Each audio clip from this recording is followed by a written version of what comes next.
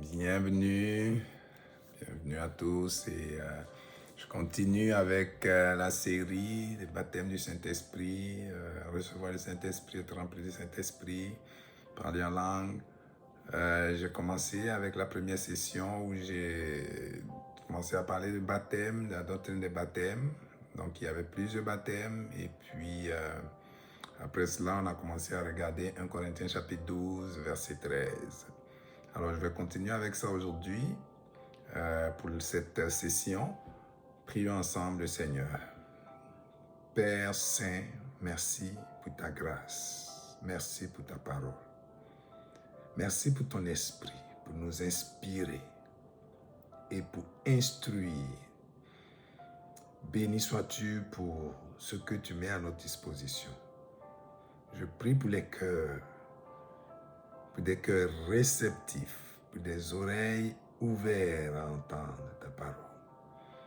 Que tous ceux qui prennent le temps d'écouter soient édifiés, instruits, enseignés dans la vérité. Merci pour ta parole et merci pour ton esprit dans le nom de Jésus. Amen.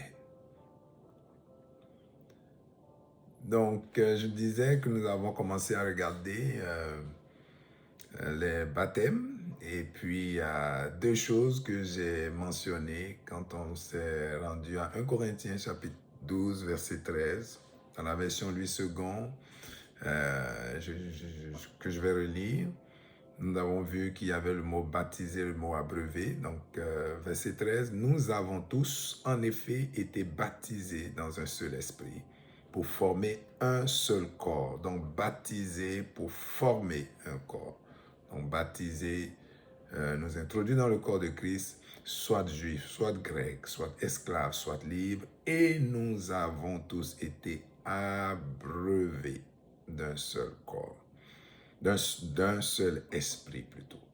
Voilà. Et là, j'ai fait ressortir le fait que le mot abreuvé, c'est potizo, le mot baptisé, c'est baptizo, donc qui fait référence à ce que nous connaissons, baptiser, plonger, immerger, purifiant, plongeant, submergeant, laver, rendre pur avec l'eau, donc se laver.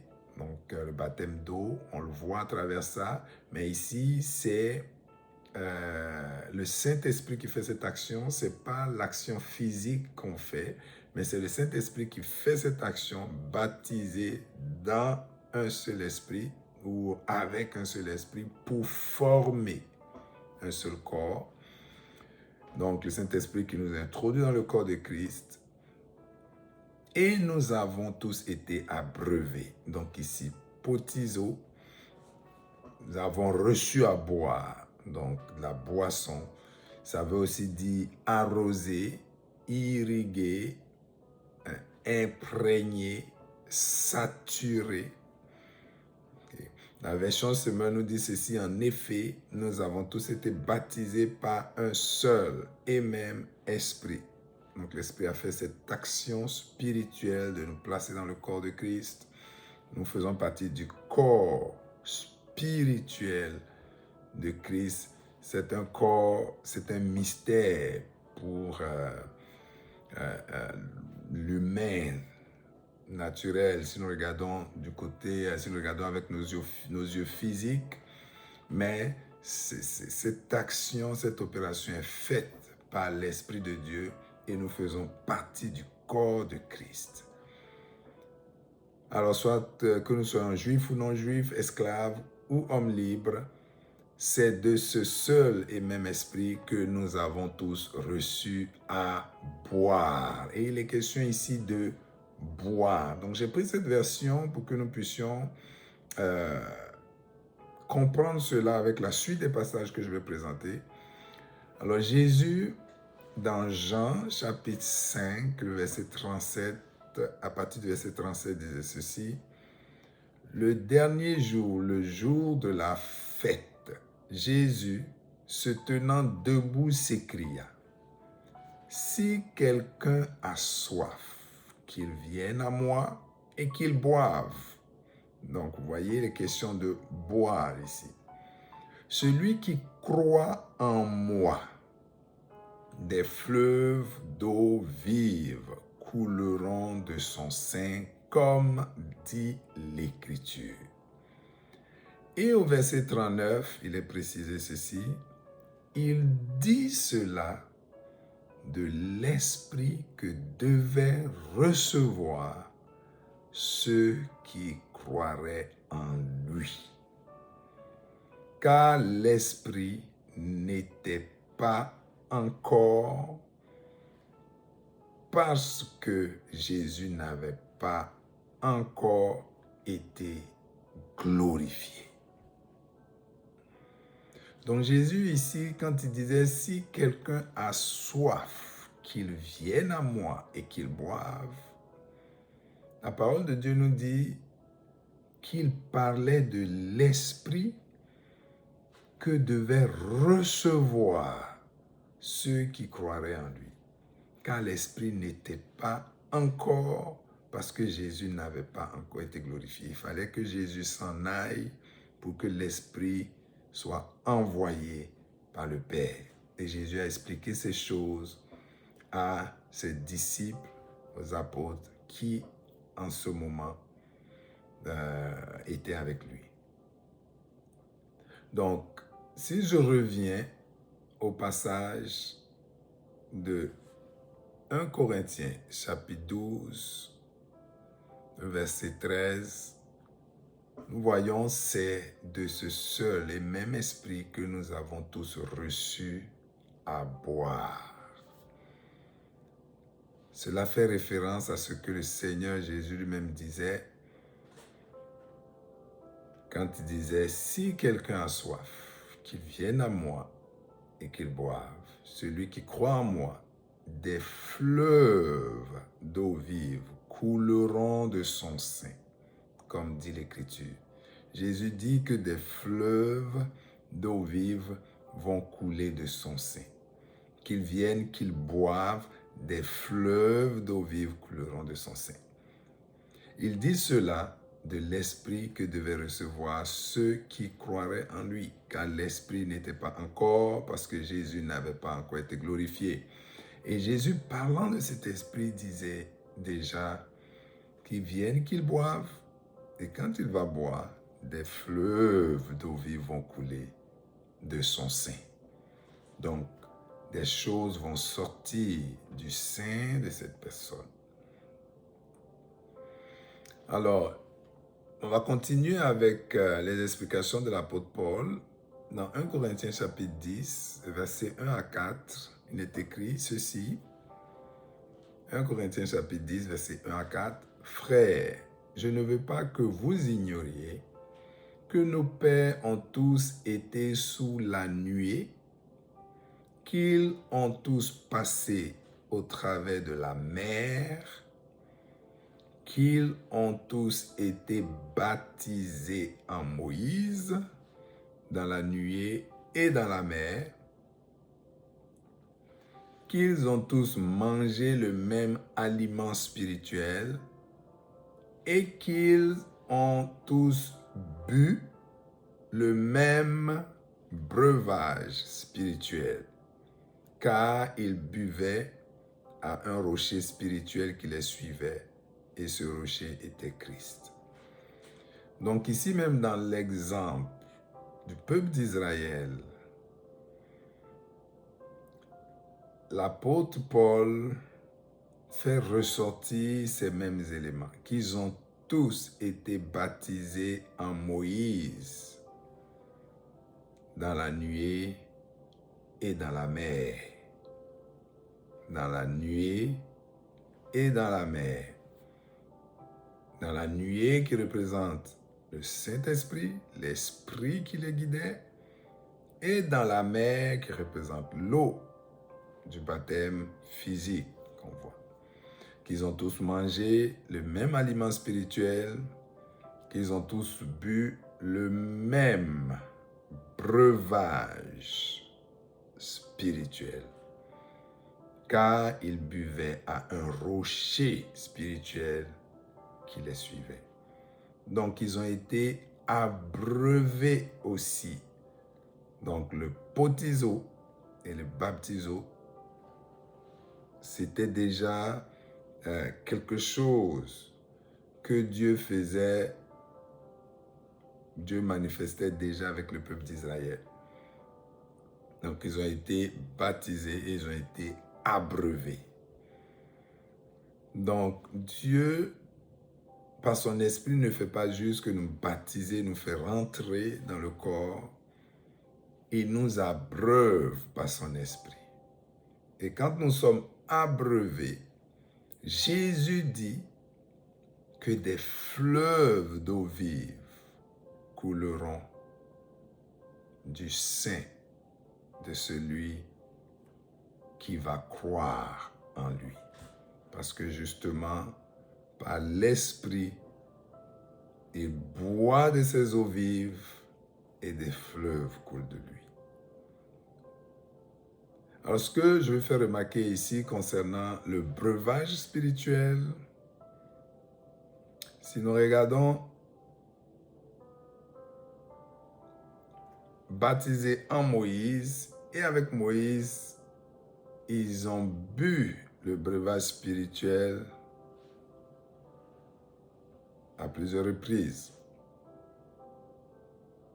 La première fois, le Seigneur a demandé à Moïse de frapper le rocher. Il a frappé et l'eau est sortie, le breuvage est sorti, ils ont bu. La seconde fois, le Seigneur a dit à Moïse de parler parce qu'il ne devait pas frapper. Mais Moïse a frappé une seconde fois. Il est vrai que l'eau est sortie, ils ont été abreuvés, mais le Seigneur n'a pas apprécié le fait que Moïse ait frappé une seconde fois le rocher. Et ça, des enseignements là-dessus, mais ce qui est important ici, c'est qu'ils ont été abreuvés. Ils ont été abreuvés encore, on est abreuvés. On a besoin d'être abreuvés continuellement de l'esprit et de manger aussi continuellement de la nourriture. Mais la sortie d'Égypte, donc quitter l'Égypte pour sortir de l'Égypte et aller dans sa terre promise, cela a été fait une seule fois à travers la mer Rouge qui a été ouverte. Ils sont passés et c'était fini. Ils avaient coupé complètement avec l'Égypte à ce moment-là. Et ça a été fait une seule fois et ça, la Bible appelle ça être baptisé en Moïse, à travers la nuée et dans la mer. Donc ici, on voit aussi qu'avec Moïse, ils ont été conduits dans la nuée. Et cela s'est conduit dans la nuée continuellement. Cela est présenté ici aussi également comme faisant partie du baptême, des éléments qui entrent en compte dans le baptême. Donc, ce que je veux dire, c'est que ils ont été baptisés et ils ont été abreuvés. Et l'apôtre Paul parle d'être baptisé et d'être abreuvé par le Saint-Esprit.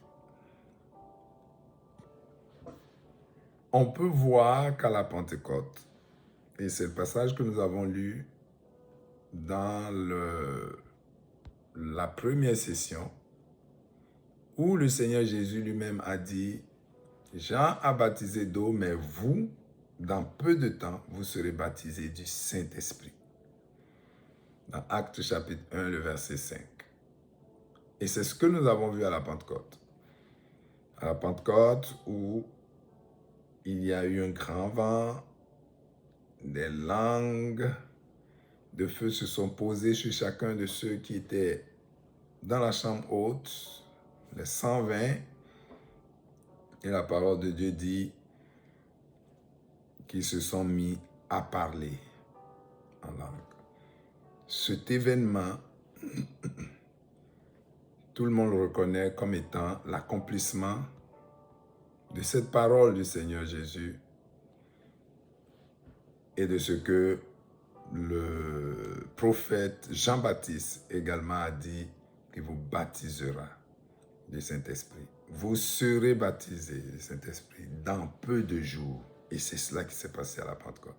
Donc, ce qui s'est passé à la Pentecôte est considéré, selon ce que Jésus a dit, comme étant le baptême qu'il avait annoncé. Alors, le seul terme qui est utilisé par le Seigneur Jésus en ce moment-là, c'était « vous serez baptisés du Saint-Esprit dans peu de jours ». Donc, les chrétiens, d'une façon générale, vont parler du baptême du Saint-Esprit en pensant à cet événement-là, parce que c'est ce que le Seigneur Jésus avait dit, et quand ça s'est produit, on a vu ce qui s'est passé, où les disciples, la première fois que le Saint-Esprit avait été envoyé, donc, les a introduits dans le corps de Christ, et en même temps, ils ont été abreuvés, ils ont commencé à parler en langue, mais tout cela a été appelé comme être baptisé du Saint-Esprit. Donc, en général, quand l'Église, quand un chrétien pentecôtiste ou évangéliste va parler de baptiser du Saint-Esprit, il va dire, il va penser à toutes ces choses-là. Mais on va voir aussi également dans les Écritures ce qui est le plus utilisé dans les Actes des Apôtres comme terminologie pour certains aspects. L'apôtre Paul fait déjà une distinction qu'on peut voir qui concerne le baptême et le fait d'être abreuvé du Saint-Esprit.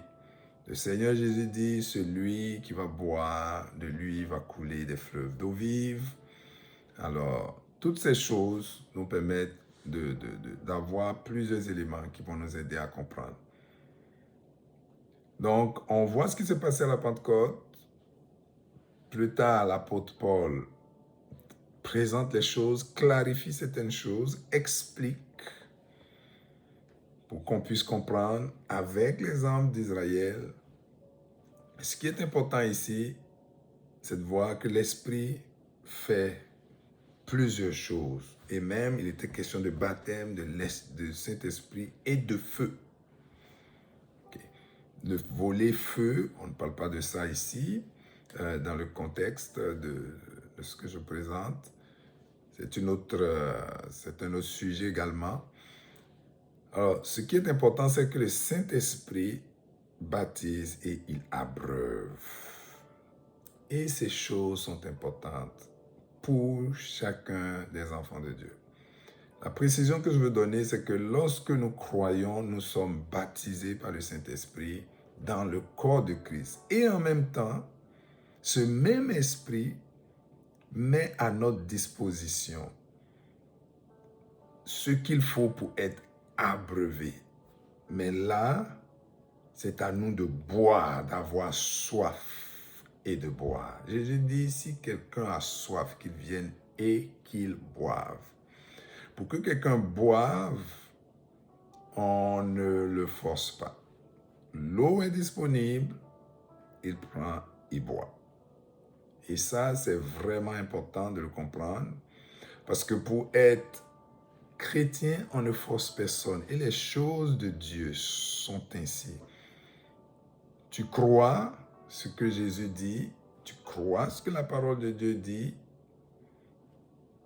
et tu vois les choses se passer. Donc tu crois, tu es sauvé, tu crois que Jésus est venu pour te sauver, tu l'acceptes comme ton sauveur et ton Seigneur.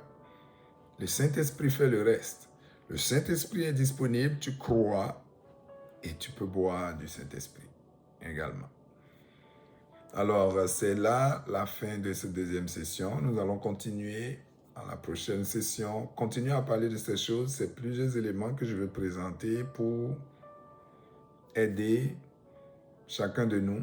J'ai regardé un peu ce sujet et puis je pense que c'est important de